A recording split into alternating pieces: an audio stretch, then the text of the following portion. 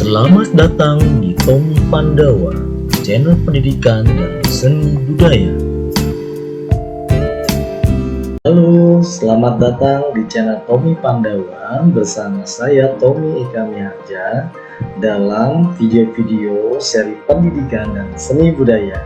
Oke, pada video kali ini saya akan menyampaikan materi-materi terkait dengan statistika dasar. Tentu saja materi video ini bisa dinikmati oleh mahasiswa yang sedang mengambil mata kuliah statistika dasar ataupun Anda yang memang saat ini sedang melakukan penelitian, karena dasar-dasar statistikanya perlu dipahami dulu ya. Nah, dalam video kali ini saya akan menyajikan teori-teori dasar terkait dengan statistika, dan nantinya di video-video berikutnya pun akan saya kembangkan lebih jauh lagi terkait dengan statistika dalam penelitian, khususnya bagi mahasiswa keguruan ya, karena video ini saya khususkan untuk mahasiswa saya, tetapi bukan berarti Anda tidak boleh menyaksikan ya. Nah, di sini saya akan menyajikan dalam beberapa menit terkait dengan materi statistika dasar. Yang akan saya bahas pada materi kali ini adalah yang pertama, yaitu istilah statistik dan statistika. Jadi mungkin kita pernah menggunakan istilah statistik dan statistika ini dalam tempat yang mungkin kurang pas ya, karena seperti kita ketahui bersama, kalau kita melihat dua kata ini sepertinya sama aja sih ya gitu ya, tapi ternyata ini berbeda penggunaannya ya. Kalau kita bicara statistik ya, statistik itu adalah nilai-nilai ukuran data yang mudah dimengerti. Jadi artinya statistik ini adalah datanya gitu ya. Jadi statistik ini adalah datanya, sedangkan statistika itu adalah ilmu yang berkaitan dengan cara pengumpulan, pengolahan, analisis, dan penarikan kesimpulan atas data. Artinya adalah bahwa statistika ini adalah ilmunya, sedangkan statistik ini adalah data-datanya ya. Sebagai contoh, kalau statistik itu misal statistik Liga Sepak Bola Indonesia klasemen teratas ya, yang menduduki puncak klasemen nomor 1, misalnya jumlah skor berapa, jumlah gol berapa, dan seterusnya. Jadi data-datanya ya, data-datanya. Sedangkan statistika itu adalah ilmunya yang berkaitan dengan bagaimana kita mengumpulkan data-data tersebut dan bagaimana kita mengolah, menganalisis, dan pada akhirnya menarik kesimpulan gitu ya.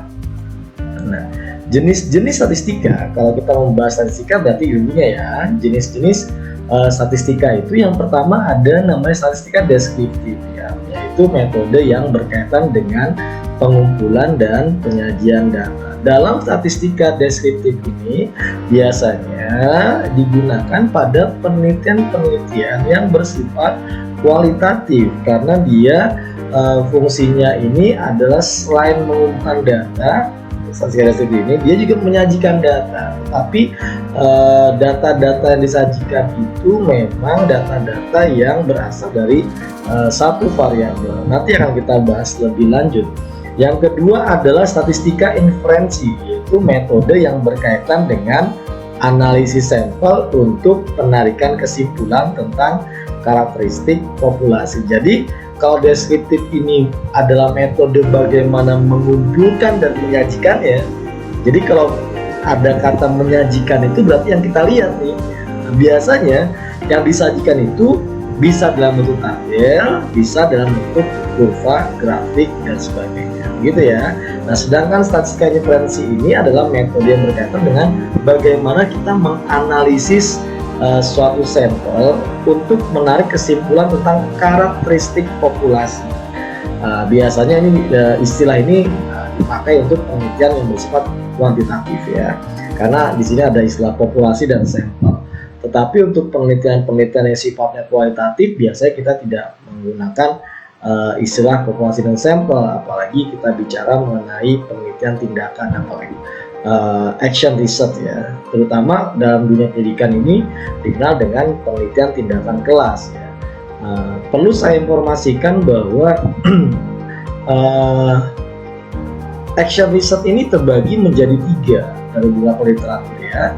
Yang pertama adalah penelitian tindakan sosial, kemudian yang kedua penelitian tindakan kelas, yang ketiga penelitian tindakan laboratori. Jadi ini perkara objeknya saja nih action research ini ya. Nah, karena kita bicara di dunia pendidikan, maka riset kita atau penelitian kita berkaitan dengan penelitian tindakan kelas. Tapi ilmu statistika ini tidak hanya terbatas pada mahasiswa-mahasiswa program pendidikan ya, yang sains dan sosial juga ini sangat bermanfaat ya. Kebetulan background saya juga dari sains ya. Jadi di sini dapat digunakan dalam penelitian-penelitian yang sifatnya laboratorium. Jadi teman-teman yang penelitian di lab ini juga menggunakan statistika ini, begitu ya, lebih seperti itu. Nah, di sini rekan-rekan sekalian, saya mencoba untuk masuk dalam materi terkait dengan apakah statistik deskriptif itu, ya, atau di sini statistika deskriptif ya. Apakah statistika deskriptif ini saya kurang nih, mohon maaf ya. Jadi statistika deskriptif ini adalah cabang statistik yang menjabarkan karakteristik suatu bus data secara kuantitatif. Jadi statistika deskriptif ini ya, dia itu akan menjabarkan karakteristik suatu gugus data atau kumpulan data ini secara kuantitatif. Ini saya ambil contoh misalnya begini. Kalau Anda melakukan suatu penelitian di sekolah, ya, kemudian data itu Anda ambil pada suatu kelas misalnya, maka dengan statistika deskriptif ini Anda akan memperoleh data-data yang kemudian data-data itu dapat Anda jabarkan untuk menggambarkan karakteristik ya, kumpulan data tersebut, tapi secara kuantitatif. Walaupun penelitian Anda itu kualitatif, misalnya PTK kan masuk dalam kelompok kualitatif ya, tetapi gugus data itu dideskriptifkan ya, dijabarkan secara kuantitatif. Saya ambil contoh begini, PTK terkait dengan misalnya upaya meningkatkan prestasi belajar matematika menggunakan metode X misalnya. Maka data hasil belajar yang Anda dapatkan itu, apabila Anda analisis menggunakan analisis deskriptif ya, gitu ya, maka nanti yang akan muncul adalah misalnya jumlah nilainya berapa, kemudian rata-rata kelasnya berapa, jumlah siswa yang tuntas berapa anak, berapa persen, yang belum tuntas berapa anak, berapa persen, dan seterusnya gitu ya. Jadi di sini kita bisa menggambarkan, oh di kelas tersebut gitu ya, misalnya ya, pada tahapan penelitian tertentu. Kalau pada PTK tentu saja rekan-rekan sudah tahu ya bahwa PTK itu dilakukan dengan cara siklus ya, dari prasiklus, siklus 1, 2, 3 dan seterusnya. Kita bisa tahu oh di siklus 1 itu seperti ini, di siklus 2 seperti ini dan seterusnya gitu ya. Nah, statistika deskriptif ini dapat dibedakan dari statistika inferensi ya, karena statistika deskriptif bertujuan untuk meringkas suatu gugus data. Jadi tujuan dia tuh mau ringkas aja gugus data tersebut. Artinya meringkas tuh kita punya banyak data, kemudian diringkas nih dari sekian data, oh ternyata nilai tertinggi berapa, misalnya gitu ya, terendah berapa, rata-rata berapa dan seterusnya. Jadi meringkas suatu gugus data, bukan untuk menggunakan gugus data untuk mempelajari dan menarik kesimpulan pada populasi yang besar. Jadi statistika deskriptif tidak bisa Anda generalisasi. Misalnya Anda melakukan suatu penelitian tindakan kelas di kelas 5A misalnya. Nah kemudian hasil kelas 5 itu Anda generalisasi untuk satu sekolah misalnya. Oh itu nggak bisa ya. Jadi deskriptif statistika deskriptif ini tidak dapat digunakan untuk generalisasi gitu ya. Ini sifatnya spesifik ya, sifatnya spesifik, hanya meringkas saja, hanya dapat menjabarkan karakteristik saja, tapi nggak bisa dijadikan patokan untuk menarik kesimpulan secara umum gitu ya. Misal di kelas 5A itu untuk prasiklusnya misalnya anak-anak yang memiliki kemampuan berhitung misalnya, atau prestasi pelajaran matematikanya 50%, Cuma gitu ya, nggak bisa kita generalisir semua anak di kelas 5B, 5C, 5D misalnya juga sama. Itu nggak bisa gitu ya, dipahami ya. Jadi statistika deskriptif ini tidak bisa digunakan untuk menarik kesimpulan dalam suatu populasi hanya pada objek penelitian kita gitu ya. Nah kemudian kapan? Nah ini pertanyaannya, kapan sih statistik deskriptif ini diaplikasikan ya? Jadi ada suatu analisa namanya analisa univariat, yaitu analisa yang mempelajari kasus-kasus dengan variabel tunggal dengan memfokuskan pada 3 karakteristik. Jadi statistika deskriptif ini ya, ini ada suatu turunan dari ini, yaitu analisa univariat, di mana analisa tersebut ya mempelajari kasus-kasus dengan variabel tunggal. Variabel tunggal itu misalnya begini, penelitian kita itu berfokus pada prestasi belajar matematika.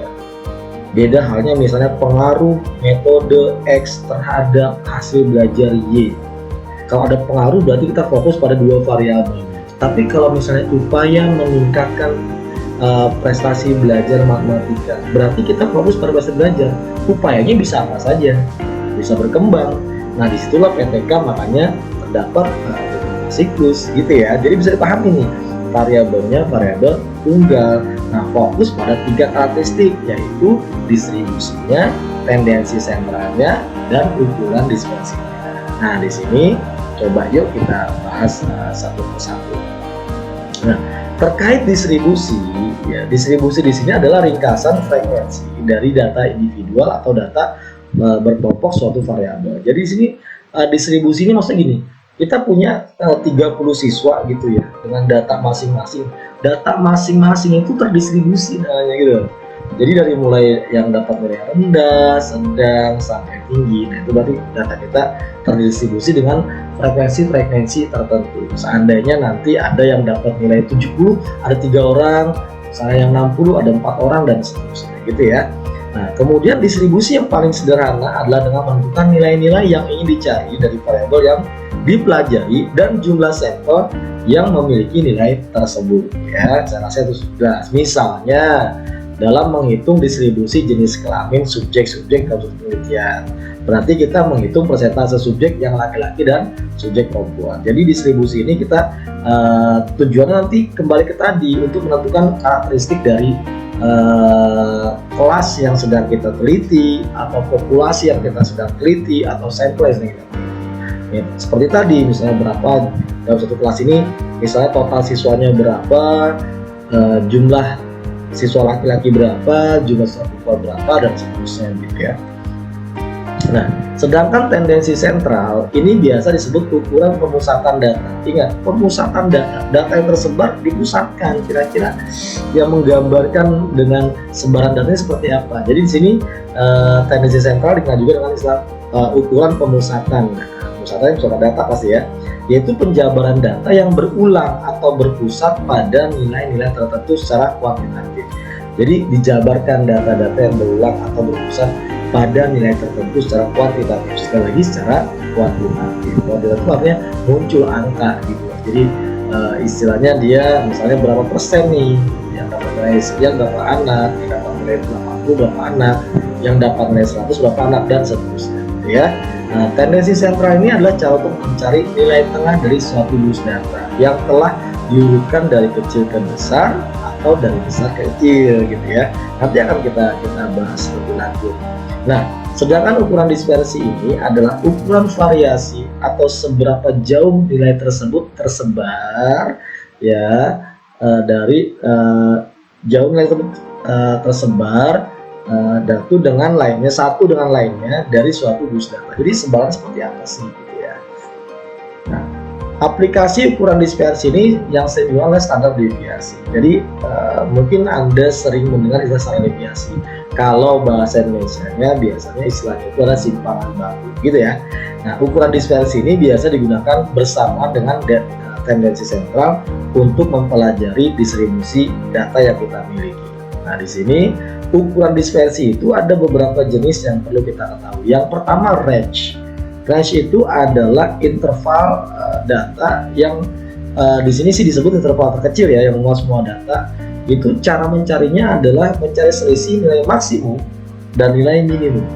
Artinya kalau nanti suatu data hasil belajar siswa di kelas kita atau hasil data penelitian Anda ada nilai rendah, ada nilai tinggi, maka range atau jangkauan datanya Anda tinggal letakkan data tertinggi dikurang data terendah. Nah, yang kedua standar deviasi ini menunjukkan seberapa jauh deviasi data pada suatu gugus dari nilai tengahnya. Biasanya sih dari nilai rata-rata nih ya, karena rumus standar deviasi berkaitan dengan nilai rata-rataan. Jadi misalnya kita punya nilai rata-rata 70, nah deviasinya itu seberapa besar? Oh ada loh yang 85, oh ada loh yang 65 dan seterusnya. Jadi kita bisa tahu nih, oh seberapa besar nih deviasinya gitu ya. Kalau boleh dibilang ya mungkin seperti penyimpangan ya, tapi ini berdasarkan atau ukurannya adalah nilai tengah atau rata-rata. Yang selanjutnya varians. Varians ini menunjukkan seberapa jauh penyebaran satu nilai dengan yang lain pada gugus data. Dia tersebarnya seberapa jauh nih? Jangan-jangan tersebarnya ke kiri aja gitu ya, atau ke kanan aja. Jangan-jangan ngumpul di nilai tinggi semua satu kelas itu nilainya dari 90 sampai 100, atau rendah dari 0 sampai 40, nggak ada yang dapat nilai 70, nggak ada 80 dan seterusnya. Di varians ini nanti kita bisa ketahui. Nah yang keempat ini kuartil atau jangkauan antar kuartil. Jadi kalau bicara kuartil, asal kata dari kuartet 4, artinya di sini memecah data menjadi 4 bagian. Di tengah-tengah, nah kita sebut median nih. Kemudian ada yang dari tengah-tengah, dari 0 sampai tengah-tengah kita pecah lagi. Dari tengah-tengah sampai akhir kita pecah lagi, jadi kita bagi ada 4 bagian. Itu kurang lebih kuartil seperti itu ya. Nah ini adalah contoh data hasil dari nilai ujian statistika dasar dari 15 mahasiswa suatu program studi tertentu. Di sini kita bisa lihat bahwa datanya ini tuh masih tidak urut nih, mahasiswa 1 dengan mahasiswa yang terakhir. Di sini ada 15 mahasiswa, ini masih nggak urut. Nah untuk menganalisa suatu data, maka kita perlu mengurutkan data-datanya seperti ini ya, diurutkan dari yang rendah sampai yang tertinggi. Nah, kita masuk ke tendensi sentral di sini. Tadi seperti saya sampaikan di awal terkait dengan nilai rata-rata, median dan modus. Modus ini bahasa Inggrisnya mod ya, jadi modus ya. Nah, rata-rata, jadi modus bukan modus orang tertentu ya. Tapi bisa jadi juga sih ya. Oke, rata-rata ya. Di sini angka tadi sudah diurutkan dari yang terendah sampai yang terkecil. Kalau kita ingin menghitung nilai rata-rata untuk data yang tidak dikelompokkan, kalau nanti ada soal datanya tersebar seperti ini, berarti datanya tidak dikelompokkan nih ya, tidak dikelompokkan.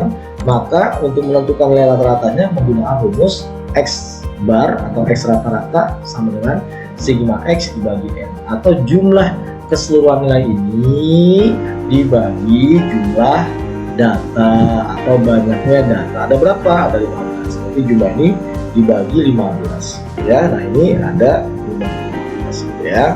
Nah sedangkan median ini adalah kita mencari nilai tengah dari data yang sudah diurut, yang akan membagi data dalam 2 bagian, 5 urusan ke bawah, 5 urusan ke atas gitu ya. Jadi kalau mau pakai rumus ya bisa saja ya, rumusnya adalah N tambah 1 bagi 2. N tambah 1 bagi 2. Kita lihat di sini ya, ada data seperti ini yang tidak dikelompokkan, N tambah 1 bagi 2. Tadi kita sudah ketahui jumlah datanya ada berapa? 15 ya.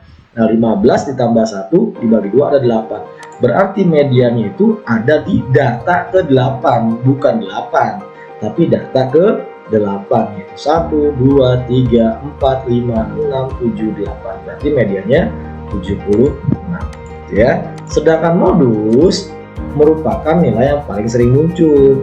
Nah, untuk data yang tidak dikelompokkan ini, kalau kita lihat ya di sini datanya yang paling sering muncul adalah angka 83. Maka modusnya adalah 83.